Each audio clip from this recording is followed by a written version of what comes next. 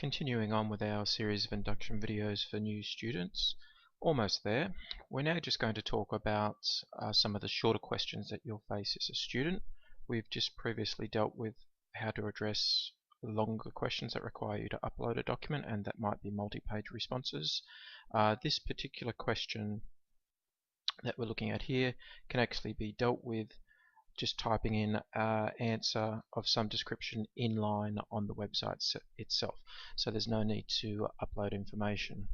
Now this style of answer will still be typically a multi-paragraph answer. So don't expect just to put a couple of bullet points and that's the response. Once again, all the answers that you provide, even for short answers like this, should be well structured, articulate answers, not just a series of quick dot points, unless it explicitly asks for just dot points. So always expect, even with the shortest answers, that there will probably be a couple or more paragraphs of information that you supply there. So this particular question that we're looking at here, how can quality, time and cost requirements be balanced? What I've done is just continue to use my little planning document here, and I've written out the question. And one of the reasons I'd do that is so that I could then highlight for myself some of the key points that need to be covered within the question itself. For me, that just helps me be focused on what the question's after. So, using my learning websites, I've figured out that basically starting on page 25, that's where the discussion starts for this little area here, ensuring plans achieve the quality, time and cost specifications agreed to with customers. And you can see by reading that there's obviously some sort of match there.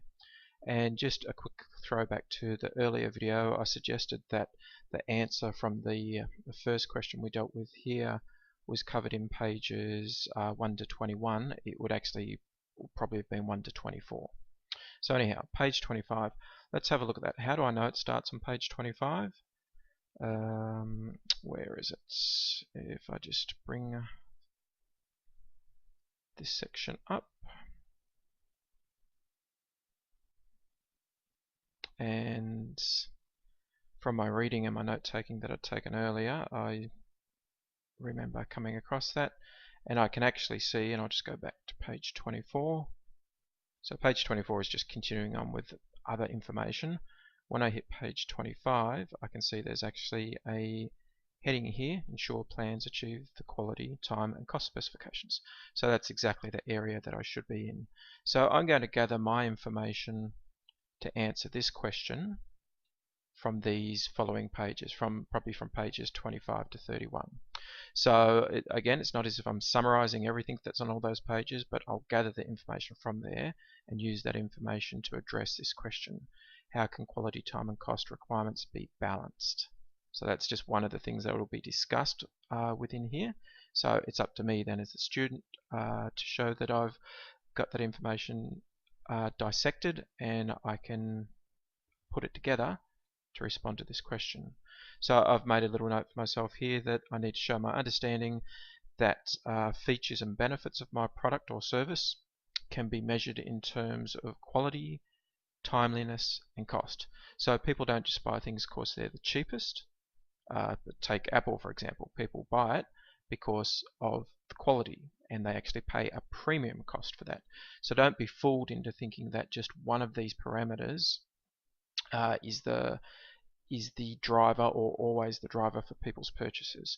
And that's what this reading here will help you understand. And so that's a very important thing. So that's what my understanding should show, that yes, when someone makes a purchase, they're most often thinking in one or more of these areas. And I also need to show that I shouldn't be guessing that, I should be talking with my customer to identify that. And I'll be able to articulate that better as I go through these pages. So there's just one thing I want to show you here just before we close out on this. When you get these little graphic areas here, remember that there's usually some sort of navigation. Go through that navigation as well, otherwise you're missing a whole bunch of information. So that'll be it for the short question, and there'll be a multi-paragraph answer that I supply there. So next videos we'll deal with these final assessment types coming up.